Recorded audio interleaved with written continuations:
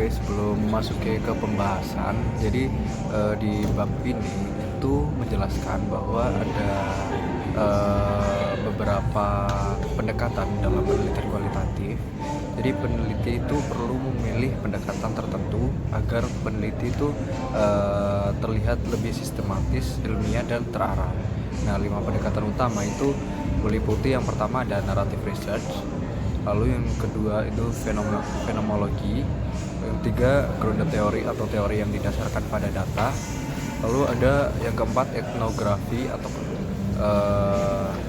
berdasarkan budaya, yang kelima ada case study atau studi kasus. Nah, setiap pendekatan itu memiliki tujuan, cara kerja, dan juga hasil akhir yang berbeda-beda tergantung pendekatan yang dipilih oleh peneliti.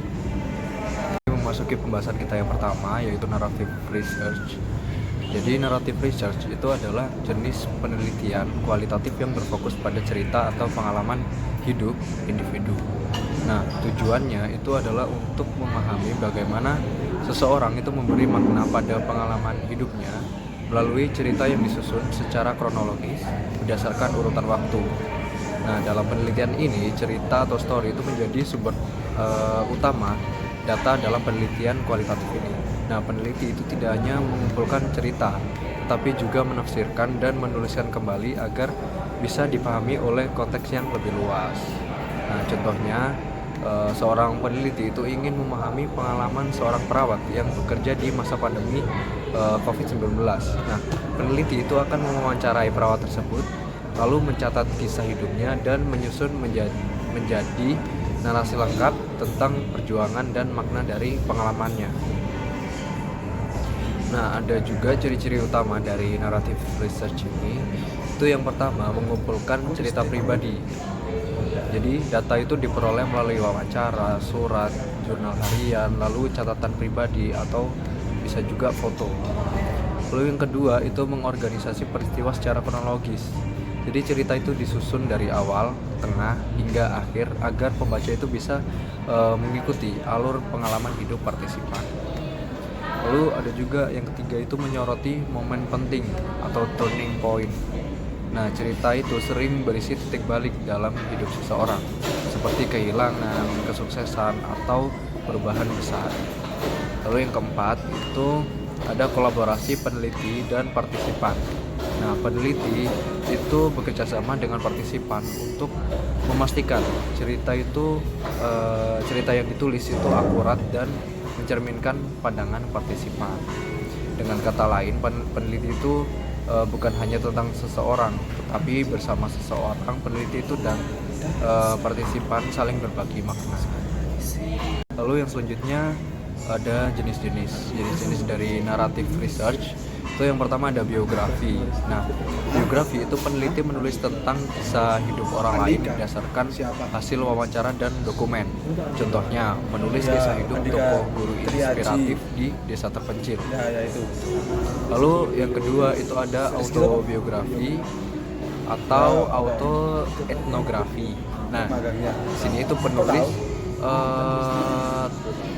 peneliti itu menulis tentang pengalaman hidupnya sendiri, biasanya dikaitkan dengan konteks sosial atau budaya tertentu. Contohnya, peneliti itu menulis kisah hidup pribadinya sebagai mahasiswa yang berjuang di luar negeri untuk memahami budaya baru. Lalu yang ketiga ada life history atau oral history. Nah, ini merekam cerita kehidupan seseorang secara lebih panjang dan mendalam, biasanya terkait peristiwa sejarah atau konteks sosial. Contohnya, mewawancarai seorang veteran perang untuk mendokumentasikan pengalaman hidupnya dengan pembaca nantinya selama masa konflik. Lalu ada juga prosedur atau langkah-langkah dalam narrative research ini. Yang pertama itu memilih individu yang memiliki pengalaman yang bermakna atau yang berarti bagi individu tersebut. Nah, partisipan itu dipilih karena memiliki kisah hidup yang menarik atau relevan dengan topik penelitian yang akan diangkat oleh peneliti. Lalu yang kedua itu mengumpulkan cerita.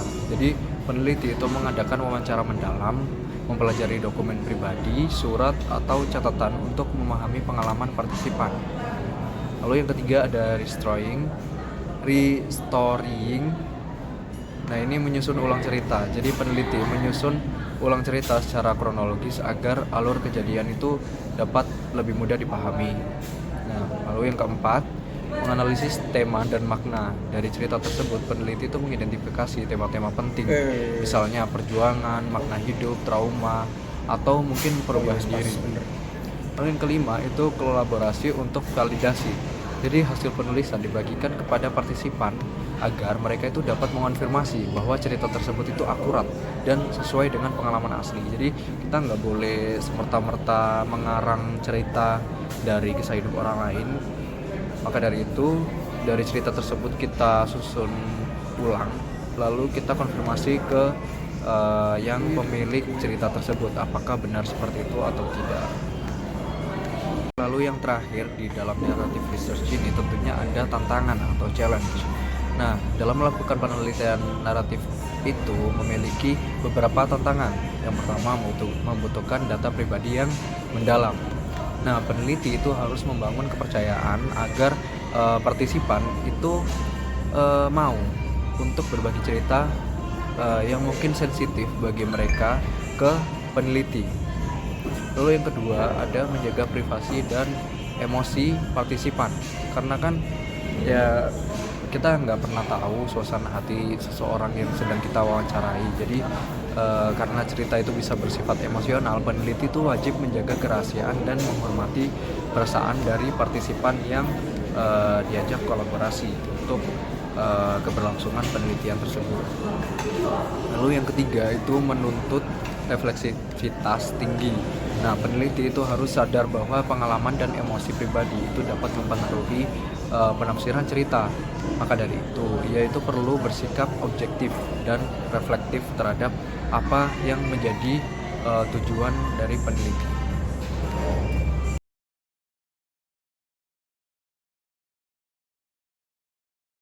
Selanjutnya kita akan membahas tentang grounded theory, itu untuk penjelasan lengkapnya.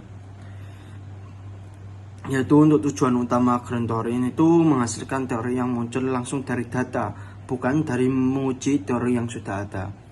Jadi dia itu mengulik data yang sudah ada, tetapi tidak menguji teori yang sudah ada. Jadi untuk ciri-ciri utamanya yaitu dia itu fokus pada proses atau tindakan, menanyakan apa yang akan dia lakukan dan juga bagaimana mereka berinteraksi. Selanjutnya yaitu pengembangan teori. Jadi hasil berupa theoretical construct atau kategori dan hubungan antara kategori, yaitu membentuk teori baru atau memodifikasi teori existing. Selanjutnya yaitu ciri-cirinya itu pengumpulan data berulang. Itu data itu dikumpulkan dan juga dianalisis, lalu hasil analisisnya ini mengarahkan pengumpulan data selanjutnya. Jadi itu saling berkaitan lah, saling melengkapi. Yaitu yang keempat yaitu analisis data yang terus menerus.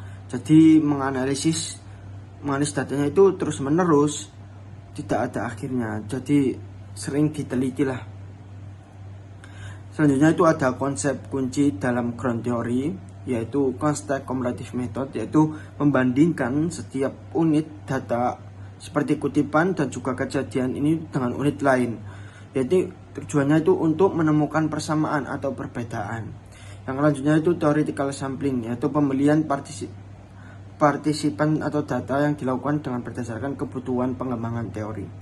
Yang ketiga yaitu memoing, yaitu catatan relatif penelitian yang menjelaskan ide hubungan antara kode hipnosis sementara. Selanjutnya ada prosedur kunci analisis.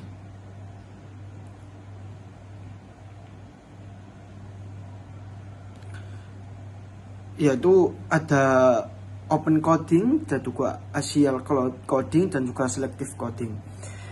Open coding yaitu pengkodean terbuka, kalau axial coding yaitu pengkodean aksial. Selanjutnya ada selective coding yaitu pengkodean selektif. Jadi untuk tantangannya ini yaitu membutuhkan kemampuan analitis dan organisasi yang kuat untuk mengelola sejumlah besar data dan juga menghubungkan secara sistematis. Jadi cukup. Selanjutnya akan dijelaskan oleh teman saya. Oke, jadi materi selanjutnya itu kita akan membahas mengenai phenomenological research atau penelitian fenomenologi. Jadi pada dasarnya penelitian ini itu tentang mengerti atau memahami atau understanding pengalaman hidup dari seseorang. Jadi tujuan dari penelitian ini itu bukan untuk mencari tahu fakta yang ada di pengalaman tersebut, tapi lebih ke mengetahui bagaimana perasaannya setelah mengalami pengalaman tersebut gitu. Nah, di sini ada dua tipe dalam fenomenologi itu tadi. Yang pertama ada hermeneutics, itu tentang menafsirkan makna di balik sebuah pengalaman, ya dimana pengalamannya seorang peneliti itu turut dipakai untuk menafsirkan. Nah, kita ambil contoh begini, pada maba dan juga peneliti yang dia itu cutting kakak tingkat. Nah, maba ini tuh dia tuh orang depan, dia itu dia itu musik lah intinya lah. Nah, si peneliti ini alias kakak tingkat ini dia akan tidak akan berpura-pura mengenai perasaannya. Dia akan menceritakan pengalaman dia ketika mengalami musik tersebut kepada adik tingkatnya tadi itu. Jadi si peneliti itu akan menggunakan pengalamannya untuk memahami maba tadi itu lebih mendalam.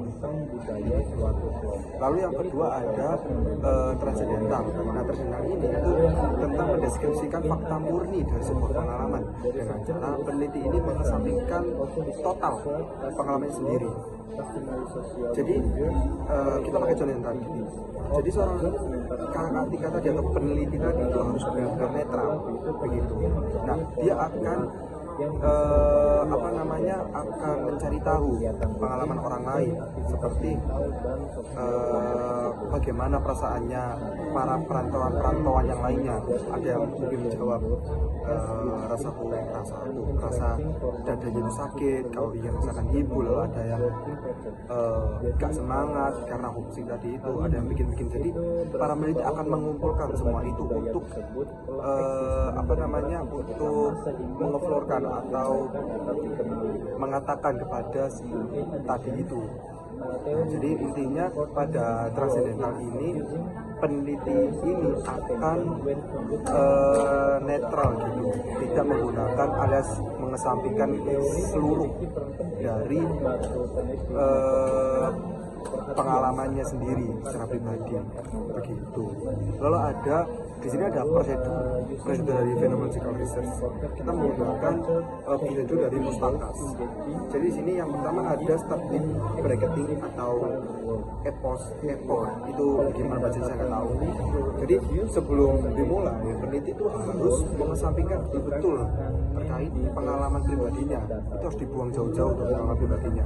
Nah, yang kedua, setelah peneliti itu sudah mengesampingkan semua pengalaman pribadinya, peneliti harus collect data. Itu bisa dengan wawancara yang mendalam kepada partisipan begitu. Lalu yang ketiga yaitu menganalisis. Nah, jadi peneliti itu harus menandai sesuatu setelah wawancara tadi. Peneliti itu harus menandai sesuatu itu yang penting-penting. Statement penting dari partisipan itu harus ditandai betul-betul. Setelah ditandai betul-betul, yang pentingnya tadi itu menggabungkan statement tadi itu dalam grup. Semisal ada yang kelompok sedih, kita gabungkan dengan yang sedih-sedih. Ada yang kayak menjawab biasa saja, kita gabungkan ke kelompok yang biasa saja gitu. Jadi kayak setelah kita wawancara itu kita gabungkan lah inti-inti yang tadi itu ke dalam satu bagian yang sama. Lalu setelah kita melakukan hal tersebut, peneliti itu menulis paragraf tentang apa yang dialami oleh partisipan dan juga menulis paragraf tentang bagaimana pengalaman itu terjadi begitu. Nah, yang pertama itu tentang apa yang dialami itu bisa disebut sebagai deskripsi tekstural, lalu yang bagaimana pengalaman bla bla itu bisa disebut sebagai deskripsi struktural. Nah, setelah kita menulis kedua paragraf tersebut, itu peneliti menggabungkan deskripsi tekstural dan juga deskripsi struktural tersebut menjadi satu paragraf utuh. Begitu. Baik, lalu kita akan membahas mengenai tantangan atau challenge dari phenomenological research. Nah, di sini ada 3 challenge utama. Yang pertama itu kesulitan untuk mencari partisipan. Nah, di sini kesulitannya itu begini. Peneliti itu akan sulit untuk menemukan orang-orang yang benar-benar mengalami fenomena yang sama. Begitu. Lalu yang kedua itu filosofinya abstrak. Nah, ide-ide filosofi dari peneliti tadi atau seperti epoche itu tadi itu terkadang sulit dipahami oleh partisipan dan juga sulit diterapkan. Lalu untuk tantangan yang ketiga atau challenge yang ketiga itu bracketing itu cukup sulit. Nah, hal ini tuh cukup besar tantangannya karena hampir tidak mungkin bagi peneliti itu 100% mengesampingkan asumsinya atau pengalaman pribadinya.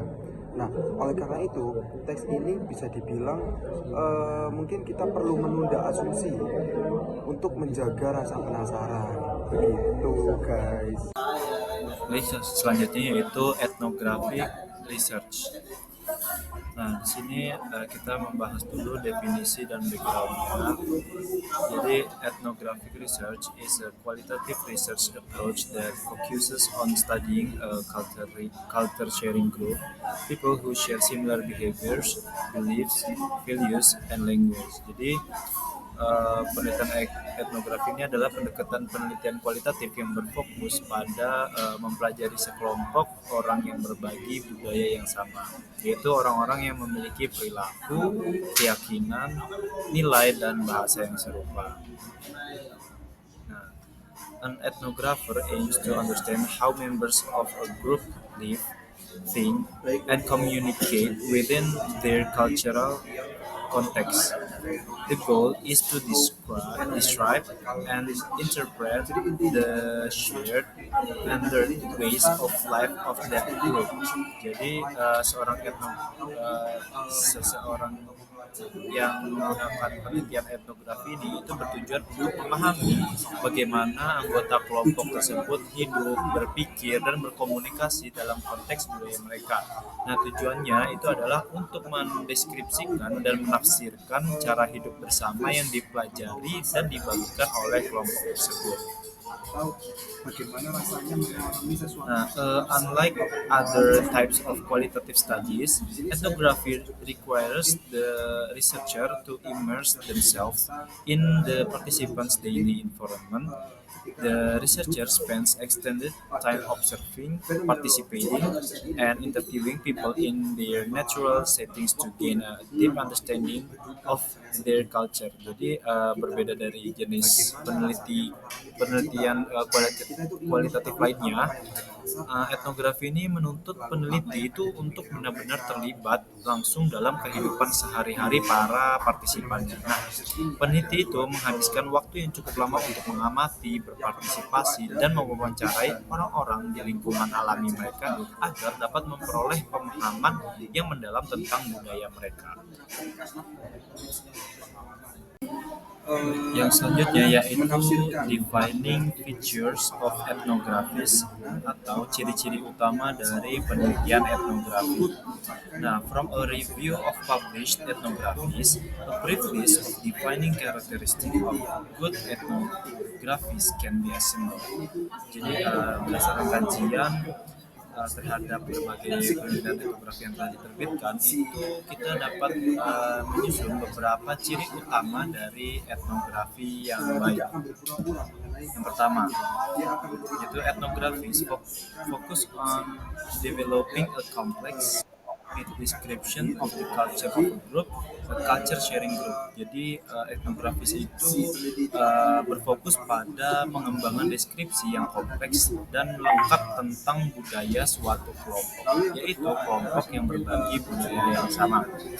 Lalu yang selanjutnya yaitu in an ethnography, the researcher looks for patterns, also described as rituals, customary social behaviors, or regularities of the group's mental activities. Jadi dalam penelitian etnografi itu peneliti mencari pola-pola yang bisa berupa ritual, kebiasaan sosial, atau kegiatan rutin dari aktivitas mental dan sosial kelompok tersebut.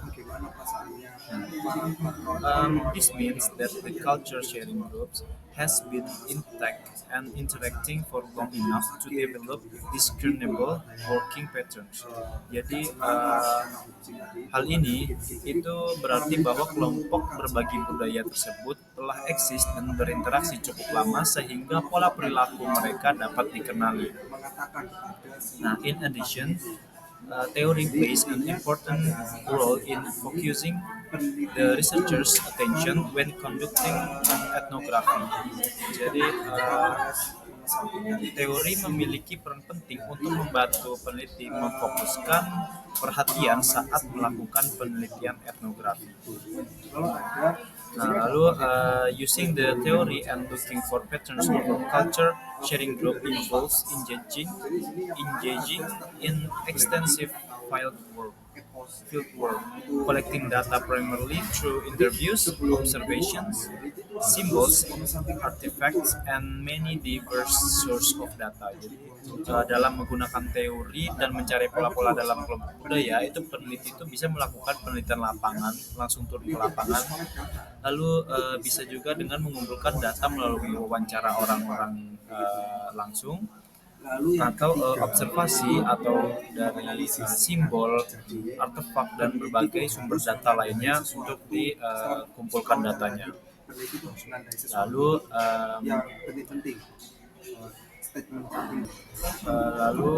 berikutnya in an analysis of this data, the researcher relies on the participants' views as an insider emic perspective and reports them in verbatim quotes. Jadi dalam menganalisis data itu peneliti mengandalkan pandangan para partisipan dari sudut pandang orang dalam atau emic perspektif. Nah, dan melaporkannya secara langsung dengan kutipan asli dari partisipan tadi. Lalu this analysis results in an understanding of how the culture sharing group works, the essence of how it functions, the group's way of life. Jadi hasil dari analisis ini adalah pemahaman tentang bagaimana kelompok budaya tersebut berfungsi, bagaimana esensi kehidupan mereka, dan seperti apa cara hidup kelompok itu. Baik, yang selanjutnya yaitu types of ethnographies atau jenis-jenis etnografi. Nah, there are many types of ethnography, but two main ones are realist ethnography and critical ethnography. Jadi ada banyak jenis etnografi, tetapi dua yang utama itu adalah etnografi realistis dan etnografi kritis. Nah, yang pertama yaitu realist ethnography. Realist ethnography aims to describe culture objectively using third-person narration. The researcher stays in the background, reporting facts without personal bias or emotion. Jadi etnografi realistis ini bertujuan untuk menggambarkan suatu budaya secara objektif dengan menggunakan sudut pandang orang ketiga. Nah, peneliti itu berperan di latar belakang dan hanya melaporkan fakta tanpa memasukkan pendapat pribadi atau emosi. Lalu yang kedua yaitu critical ethnography. Critical ethnography on the other hand focuses on exposing and challenging power structures and inequality. It aims to give voice and marginalized groups and promote social change. Jadi untuk etnografi kritis ini berfokus pada mengungkap dan menantang struktur kekuasaan serta ketidaksetaraan. Nah, tujuannya adalah untuk memberikan suara kepada kelompok yang terpinggirkan dan mendorong perubahan sosial. Yang selanjutnya itu procedures for conducting an ethnography. Jadi yang selanjutnya yaitu prosedur dari etnografi itu sendiri. Nah, ethnography research doesn't follow a single strict method, but generally in this step. Yang pertama yaitu decide if ethnography suits the research problem. Jadi menentukan apakah etnografi itu cocok dalam masalah penelitian ini. Jadi peneliti itu perlu memastikan bahwa pendekatan etnografi memang tepat untuk memahami budaya atau perilaku sosial yang ingin dikaji. Lalu yang kedua yaitu identify and access a culture sharing group, sometimes needing a gatekeeper. Jadi yang kedua itu mengidentifikasi dan mengakses kelompok yang berbagi budaya. Nah itu terkadang memerlukan bantuan gatekeeper atau perantara. Jadi gatekeeper ini adalah seseorang dari dalam kelompok yang membantu peneliti agar bisa diterima dan diizinkan melakukan penelitian. Lalu yang selanjutnya yaitu choose cultural themes or theories to study. Jadi kita akan memilih tema atau teori budaya yang akan diteliti. Nah, jadi peneliti itu memutuskan aspek budaya apa yang ingin difokuskan, misalnya nilai sosial, komunikasi, atau struktur kekuasaannya. Lalu decide the type of ethnography yang tadi sudah dijelaskan, kita pilih yang realist or yang kritikal. Lalu yang selanjutnya collect data in the field through observation, interviews, and artifacts.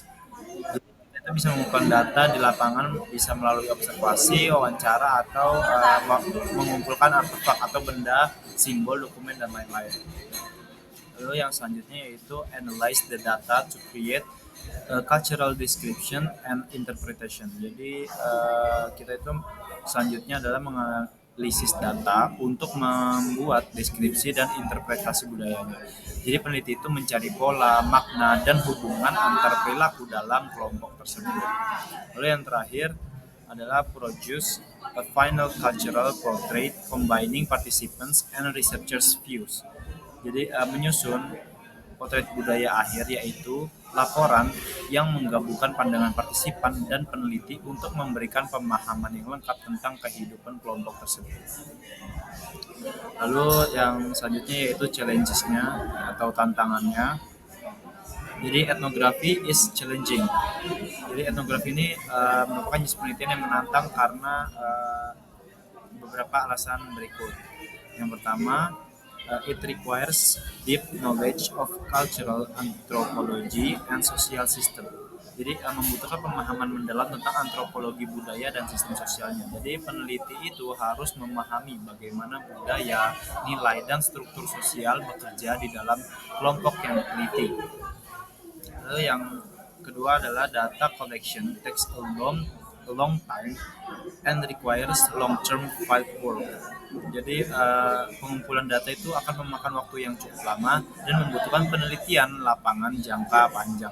Jadi peneliti itu harus benar-benar hidup di tengah kelompok tersebut untuk waktu yang cukup lama agar dapat memahami pola dan makna yang muncul secara alami.